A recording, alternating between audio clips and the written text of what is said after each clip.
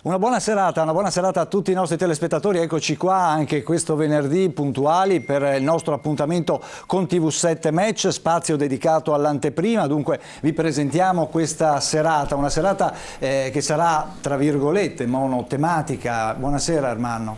Buonasera, sì, il tema principale è la ricorrenza del 200° anniversario della morte di Napoleone.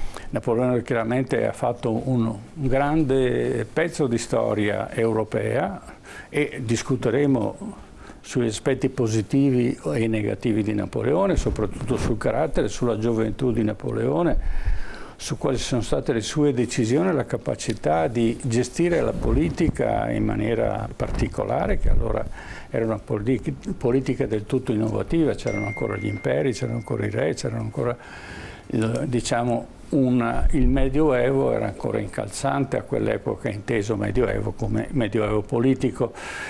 E poi naturalmente la sua dipartita, il suo viaggio a Sant'Elena, che diventa imperatore dell'isola. Ecco, questi con i nostri ospiti.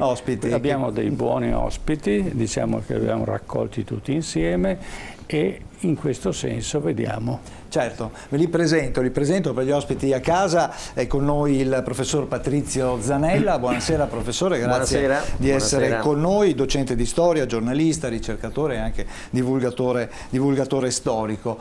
Saluto l'avvocato Giorgio Suppiei. Buonasera avvocato, grazie di essere qui con noi, uno storico di Venezia, presidente di alcune associazioni che ricordano, diciamo, comunque storiche di Venezia.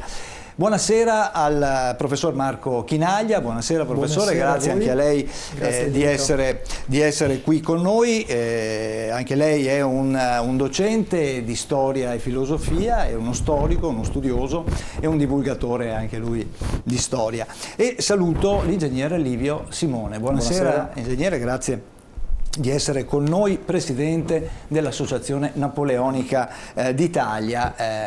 Il nostro ospite ci ha portato anche due manichini con le divise napoleoniche che vedete alle spalle dei nostri ospiti. Bene, allora Napoleone Bonaparte, inizieremo dall'infanzia e arriveremo fino a Sant'Elena, alla fine di un'epopea, possiamo dire, sicuramente molto discussa. Lo facciamo dopo la pubblicità, sigla e iniziamo TV7 Match. A tra poco.